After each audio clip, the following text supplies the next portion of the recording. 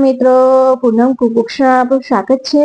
આજે આપણે મેથી આલુની એકદમ ક્રિસ્પી અને ટેસ્ટી એવી પૂરી બનાવીશું। તમે એકવાર જો આ પૂરી બનાવશો તો બીજી વાર તો જરૂર બનાવશો, એટલી આ ટેસ્ટી બને છે આ પૂરી। તો ચાલો તેની રેસીપી શરૂ કરીએ। તો તેના માટે મેં અહીંયા 2 બાફેલા બટેકા લીધા છે। બટેકાને એકદમ ઠંડા થવા દીધા છે। ત્યાર પછી આપણે તેને છીણી વડે એકદમ છીણી લેવાના છે, જેથી બટેકાનો કોઈ આખો ટુકડો ના રહે।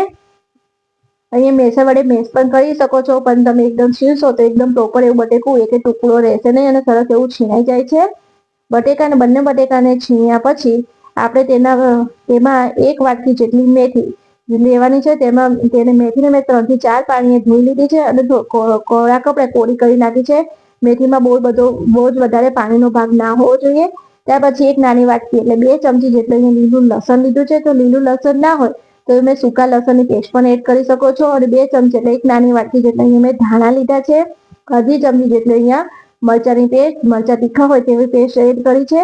1/4 ચમચી જેટલું હળદર પાવડર, અડધી ચમચી જેટલું અહીંયા લાલ મરચું, અડધી ચમચી જેટલું અહીંયા ધાણા જીરું અને સ્વાદ પ્રમાણે મીઠું એટલે અડધી ચમચી જેટલું અહીંયા હું મીઠું એડ કરીશ।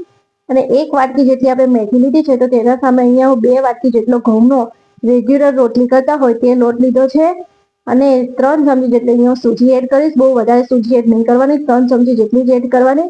સૂજી એડ કરવાથી આપણી પૂરી ઉપરનું પણ સરસ એવું ક્રિસ્પી અને અંદરથી સરસ પોચી એવી તૈયાર થાય છે। જો તમને વધારે કડક ગમતી હોય તો તમે સૂજી 1 ચમચી વધારે એડ કરી શકો છો। બધી જ વસ્તુને આપણે મિક્સ કરી લેશું અને જો પાણીની જરૂર લાગે તો જ અહીંયા આપણે પાણી એડ કરીશું, પણ મેથી અને બટેકા એડ કર્યા છે તેનાથી જ લોટમાં બાઇન્ડિંગ આવી જશે, એટલે આપણે અહીંયા પાણી એડ કરવાની જરૂર નહીં પડે। મેં અહીંયા 1 ટીપું પાણી એડ નથી કર્યું, તો આપણો લોટ સરસ એવો બંધાઈ ગયો છે। લોટને એકદમ કડક બાંધવાનો, કઠણ રાખવાનો છે, જરા ઢીલો ના થાય તે ખાસ ધ્યાન રાખવાનું। જો તમે આ સમયે તમારો લોટ ઢીલો હોય તો તમે ઉપરથી ઘઉંનો લોટ એડ કરી શકો છો, પણ લોટ કઠણ હોવો ખૂબ જ જરૂરી છે। જો આટલો કઠણ બાંધવાનો, જેથી આપણી પૂરી સરસ એવી ક્રિસ્પી તૈયાર થાય। બસ હવે આ લોટમાં થોડું તેલ એડ કરી તેને 1 થી 2 મિનિટ સુધી સરસ એવો ગદડી લેવાનો છે, તેથી લોટ આપણો સરસ એવો સેટ થઈ જાય। લોટને આપણે આ સમયે ગદડી લેવાનો છે। પછી લોટને સરસ એવો ગદડીને આપણે તેને 10 થી 15 મિનિટ સુધી રેસ્ટ આપવાનો છે, કારણ કે આપણે આમાં સૂજી એડ કરી છે, તેથી સૂજીને ફૂલવા દેવી ખૂબ જ જરૂરી છે, તેથી સૂજી સરસ એવી સેટ થઈ જાય લોટમાં। બસ અહીંયા લોટને મેં 1 થી 2 મિનિટ સુધી સરસ એવો ગદડી લીધો છે। ત્યાર પછી લોટને સરસ એવો સેટ કરી ઉપરથી થોડું તેલ સ્પ્રિંકલ કરીશું, જેથી ઉપરથી લોટ આપણો સુકાય નહીં। લોટને અહીંયા રેસ્ટ આપો એ ખૂબ જરૂરી છે, એ વાતનું તમે ખાસ ધ્યાન રાખજો। અને લોટ આપણે થોડો કઠણ બાંધવાનો, જેથી આપણી પૂરી સરસ એવી ક્રિસ્પી તૈયાર થાય। બસ અહીંયા હું ઢાંકણ ઢાંકી તેને 10 થી 15 મિનિટ સુધી રેસ્ટ આપીશ।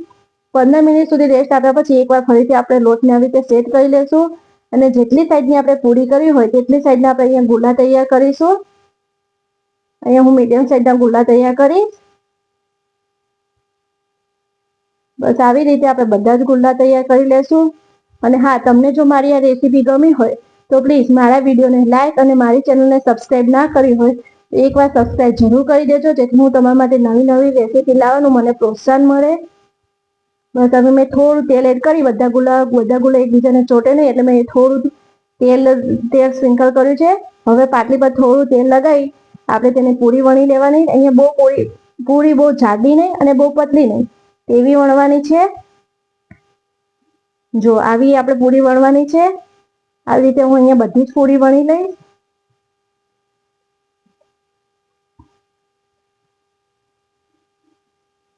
પછી જો તમને ફૂલેલી પૂરી ગમતી હોય તો તમારે ફોક વડે આમાં કાણા નહીં પાડવાના, પણ મને થોડી આ પૂરી ક્રિસ્પી ખાવાની ખૂબ જ મજા આવે છે, જેથી હું પૂરી ઉપર ફોક વડે કાણા પાડી લઈશ, કારણ કે આ પૂરી તેલમાં એડ કરીએ ત્યારે ફૂલે નહીં। તમે એકવાર આવી પૂરી બનાવીને જોજો, એટલી ટેસ્ટી બને છે કે તમે ઢેબરા પણ ખાવાનું ભૂલી જશો, એટલી ટેસ્ટી આ પૂરી બને છે।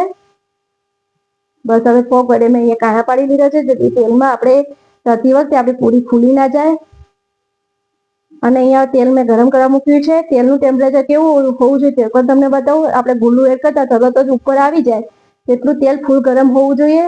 અને ત્યાર પછી આપણે પૂરીને તેલમાં એડ કરવાની અને ત્યાર પછી મીડિયમ ટુ હાઈની વચ્ચે આપણે ગેસની ફ્લેમ રાખી આપણે પૂરીને બંને સાઈડ ગોલ્ડન બ્રાઉન થાય ત્યાં સુધી આપણે તળી લેવાની છે। અહીંયા ગેસની ફ્લેમનું થોડું ધ્યાન રાખવાનું, જેથી પૂરી તળતી વખતે ચવડ ના થાય। મીડિયમ ટુ હાઈની વચ્ચે આપણે ગેસની ફ્લેમ રાખવાની અને સરસ એવી ક્રિસ્પી કરી લેવાની. જો આપણે પૂરી સરસ એ બંને બાજુ ગોલ્ડન બ્રાઉન થઈ ગઈ છે ત્યાંથી તેલની બહાર કાઢી લેશું. આવી રીતે હવે બધી જ પૂરી તળી લેવાની છે. એકદમ ટેસ્ટી એવી મેથી આલુની પૂરી તૈયાર છે. આમાંથી 20 થી 22 નંગ જેટલી આપણે પૂરી તૈયાર કરી છે. જો તમને મારી આ રેસીપી ગમી હોય તો મારી ચેનલને લાઈક, સબસ્ક્રાઈબ અને શેર જરૂર કરજો. જય શ્રી કૃષ્ણ.